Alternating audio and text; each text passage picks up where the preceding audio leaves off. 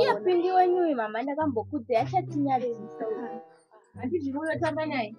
Endinozi vasikana ivapa mose ipapa mukanga kuudzana ka. Basi baba. Anenge vasikeyo pano. Kiki. Kiki.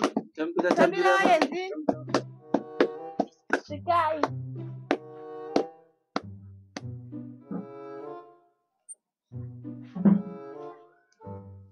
Hai baba mwana. Kupingizwa achatinyadzisa tarisaiwo wakwashava chako. Zvandokokudza izvi. Maiwe mwari wangu we. Nezvezvi. Chiko chichi chaitiri kuitirwa naye mwari. Chizonzwa chiri pakutaura kwacho. Arikuda maroro ipapa. Vana vanongoregerera. Kunge vanhu vari kuenda kumashanga. Ndinoti ndaenda zvangu. Unoda mapfekero kwacho. Makasimba here naye mezvara.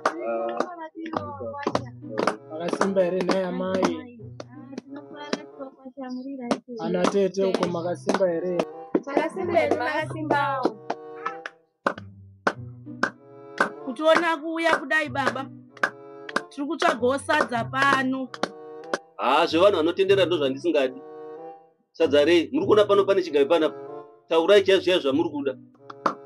Kuuya kwataita kudai tiri kutsvagawo mwana wenyu. Ndiye watiri kutsvaga. Mwana ndizvo. Taurai zvamuri kuda chaizvo chaizvo. Mwana aripo. Taurai zvamuri kuda chaizvo chaizvo. Tavinga Pingi pano baba muchitiona tafamba kuya pano kudai. Pingi ndiye watavinga. Imi mwana wangu muri kumudii. Taurai zvamuri kuda chaizvo. Muda kumuuraya. Taurai zvamafambira chaizvo chaizvo. Muri kumudii.